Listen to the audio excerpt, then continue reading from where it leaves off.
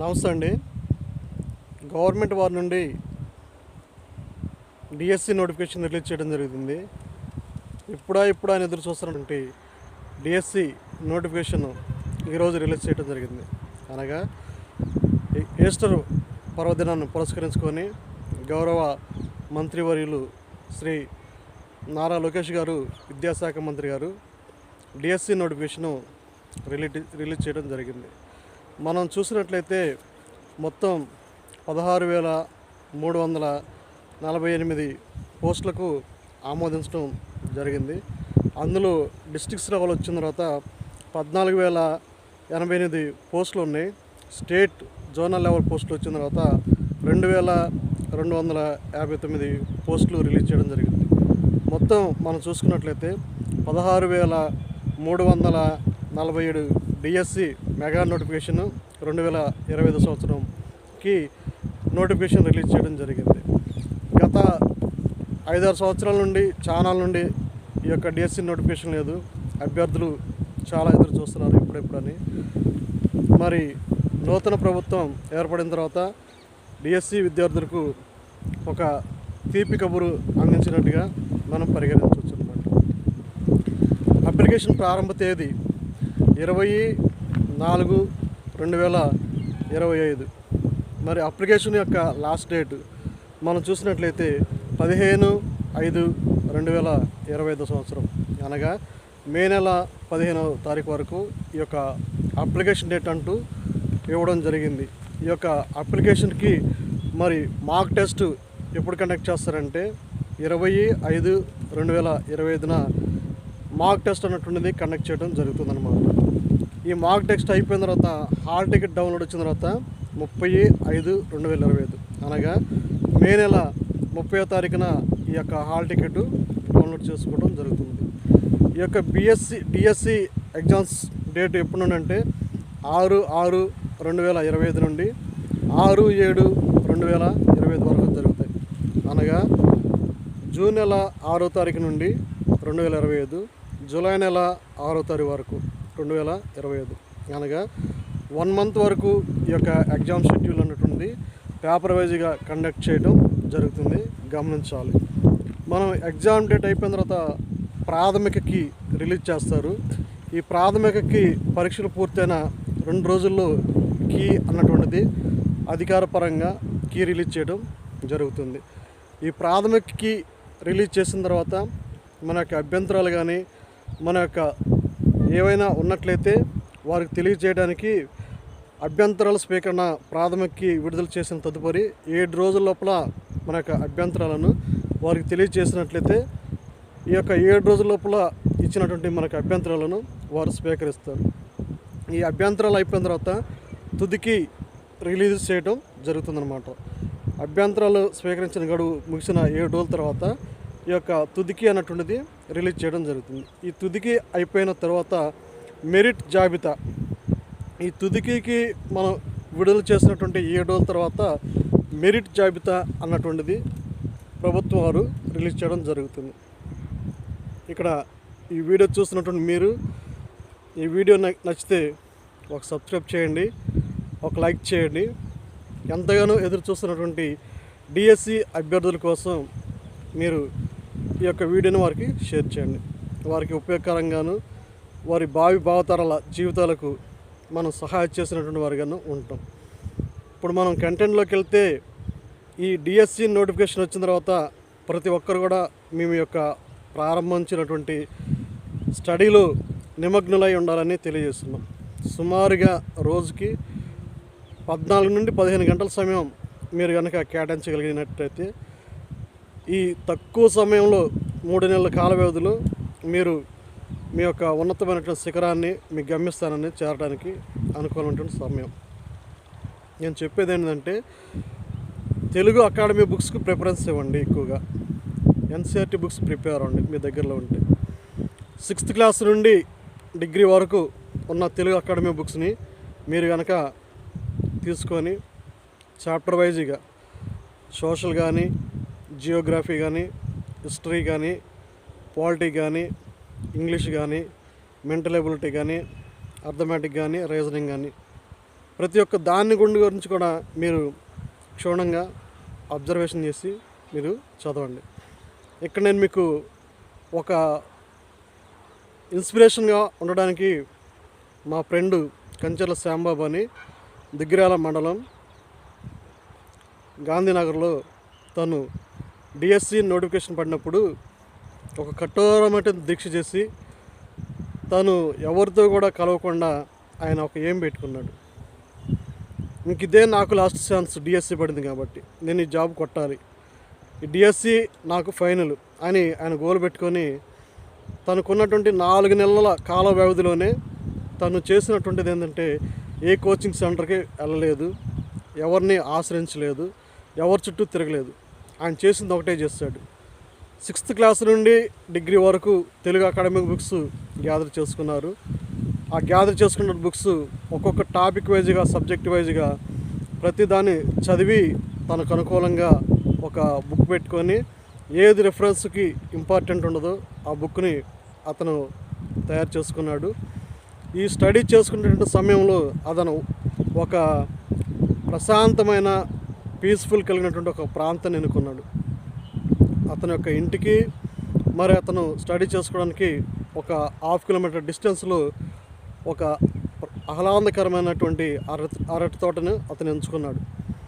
ఇప్పుడు మీరు చూసినటువంటి ఈ వీడియో కూడా పల్లెటూరులో చదివేటువంటి వారికి కానీ, మరి పట్టణాల్లో కొంతమంది ఆ యొక్క అగ్రికల్చర్కు అనుకూలంగా ఉన్నటువంటి వారు కానీ, మీకు దగ్గరలో ఉన్నటువంటి ఒక ఆహ్లాదకరమైనటువంటి వాతావరణం ఎంచుకొని మీరు చదువుకుంటే దీనిలో అతి తక్కువ సమయంలో మనం చదివినటువంటిది గెయిన్ చేసుకోగలుగుతాం. అతను ఉదయం 5:30కి లేచి వెళ్ళి అక్కడ ఆ యొక్క ప్రశాంతమైన ఆహ్లాదకరమైనటువంటి వాతావరణంలో 6 గంటల తన యొక్క విద్యను ప్రారంభించి 9 గంటల వరకు చదివి 9 గంటలకి టిఫిన్ చేయడానికి వచ్చేవాడు. 9 గంటలకు వచ్చేటప్పుడు రోడ్డు మీద ఎవరు కనిపించినా కానీ పలకరించేవాడు కాదు. తను చదివినటువంటిది నెమ్మర వేసుకుంటూ వచ్చి టిఫిన్ చేసుకుని మళ్ళీ వెళ్ళేవాడు. ఒకవేళ ఫ్రెండ్స్ కనిపిస్తే ఫ్రెండ్స్ని హాయ్ అనేవాడు, మళ్ళీ వెళ్ళాడు. కనీసం మరి టిఫిన్ చేద్దంటే లేదు పర్వాలేదు థ్యాంక్ యూ నేను ఇప్పుడు చేస్తాను అంటున్నాడు.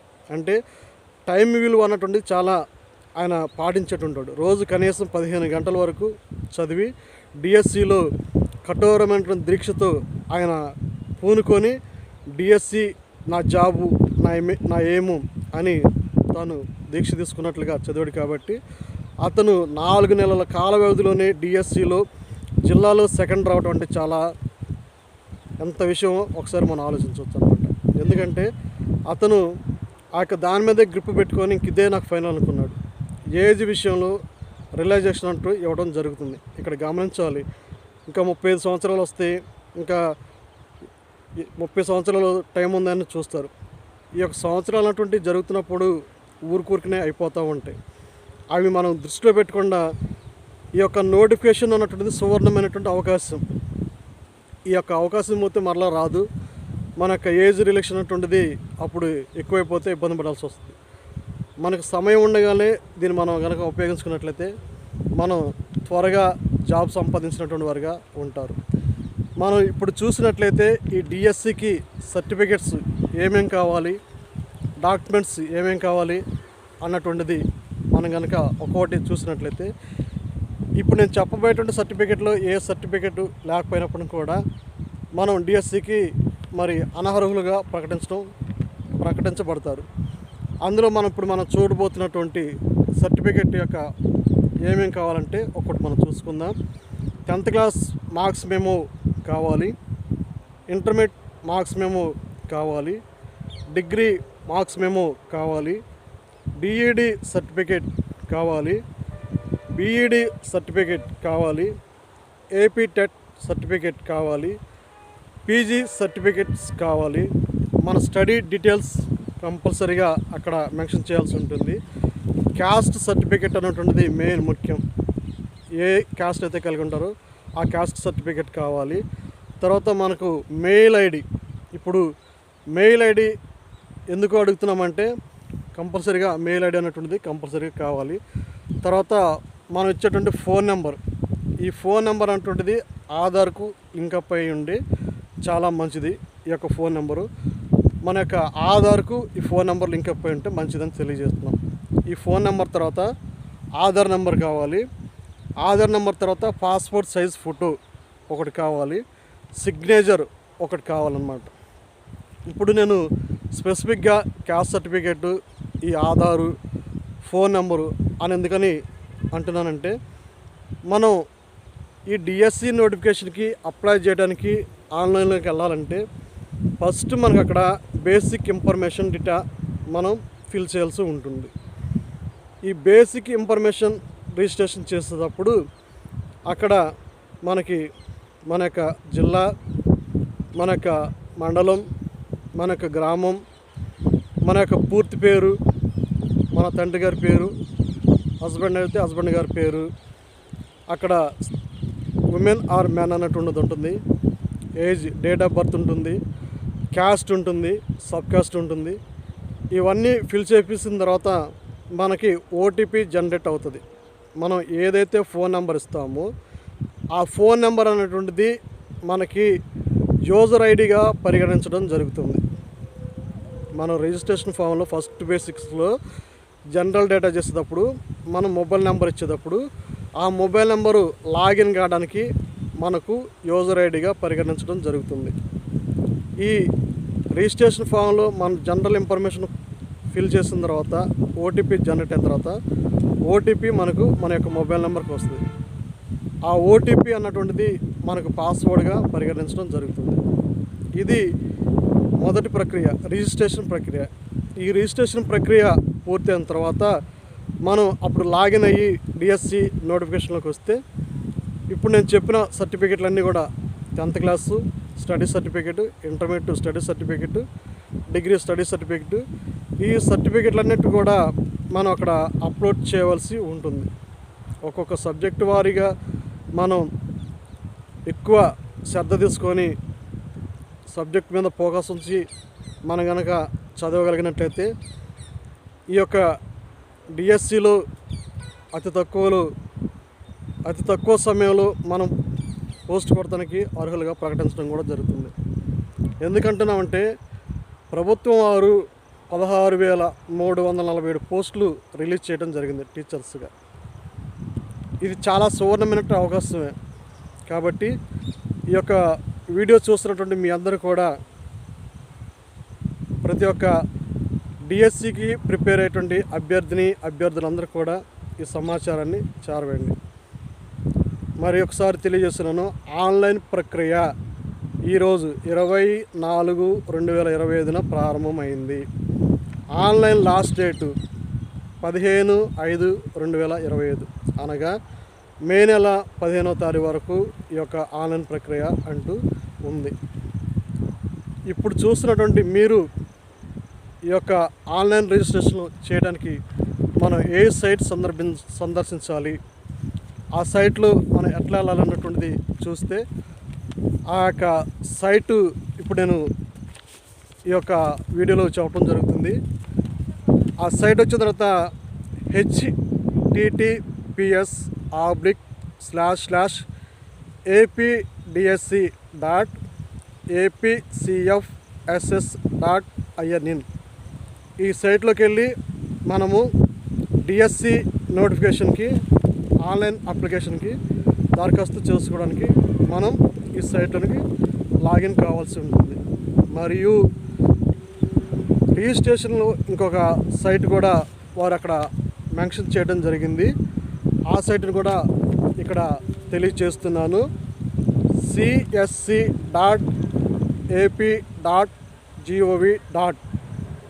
ఈ సైట్ని కూడా సంప్రదించినట్లయితే ఈ రెండు సైట్ల నుండి మనం డిఎస్సి అప్లై చేయడానికి, రిజిస్ట్రేషన్ చేయడానికి ప్రభుత్వం వారు నియమించారు. కాబట్టి వీటిని మనం ఉపయోగించి మనం సైట్లోకి వెళ్ళి ఫస్ట్ మన రిజిస్ట్రేషన్ చేసుకున్న తర్వాత యూజర్ ఐడి, పాస్వర్డ్ వస్తుంది.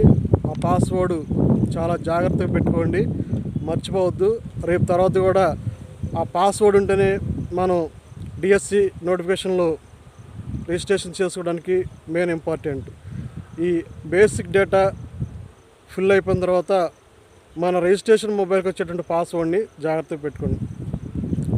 ఓటీపీ, ఆ ఓటీపీనే మనకు పాస్వర్డ్గా పరిగణించడం పరిగణించడం పడుతుంది.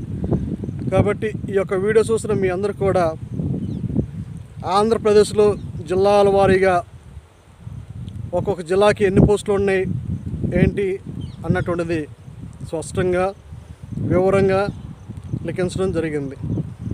కర్నూలు జిల్లాలో 2500 పైకి చిలుక పోస్టులు ఉన్నాయి. అంటే కర్నూలు ఎక్కువ పోస్టులు ఇవ్వడం జరిగిందనమాట. కాబట్టి ఈ సువర్ణమైనటువంటి అవకాశాన్ని సద్వినియోగం చేసుకుంటారని, మరి మీ యొక్క బంగారు భవిష్యత్తుకు పునాది వేస్తారని ఆశిస్తున్నాను. ఈ యొక్క వీడియో నచ్చితే ఒక సబ్స్క్రైబ్ చేయండి, ఒక లైక్ చేయండి, మీ ఫ్రెండ్స్కి ఫార్వర్డ్ చేయండి. మరి ముఖ్యంగా డిఎస్సి అప్లికేషన్ చేసే అభ్యర్థులకు ఇప్పుడే వారికి అందిస్తారని, వారికి తెలియజేస్తారని నేను ఆశిస్తున్నాను. ఒకవేళ మీకు ఏదైనా సందేహాలు కానీ సలహాలు కానీ ఏదైనా కావాల్సినట్లయితే ఈ క్రింద ఉన్నటువంటి లింక్ కామెంట్ బాక్స్లో నాకు కనుక పంపించగలిగినట్లయితే నేను వాటిని స్వీకరించి మీకు సరైన సమాచారాన్ని ఇన్ఫర్మేషన్ ఇవ్వడానికి నా వంతుగా నేను మీకు కృషి చేస్తానని తెలియజేస్తున్నాను. నేను మీకు ఈ డిఎస్సి అయిపోయేంత వరకు ఎప్పటికప్పుడు అప్డేట్గా మీకు కావాల్సినటువంటి ఇన్ఫర్మేషన్ కానీ ఏదైనా సలహాలు కానీ కావాలంటే నేను మీకు అందించడానికి నా వంతుగా నేను కృషి చేస్తానని తెలియజేస్తున్నాను. ఈ యొక్క వీడియోని మీరు అభ్యర్థులు ఎవరైతే ఉన్నారో వారందరికీ చేరవస్తారని నేను ఆశిస్తున్నాను. మీ అందరికీ థ్యాంక్ యూ. ఉద్యోగ ప్రాప్తిరస్తు కలుగునుగాక. Thank you.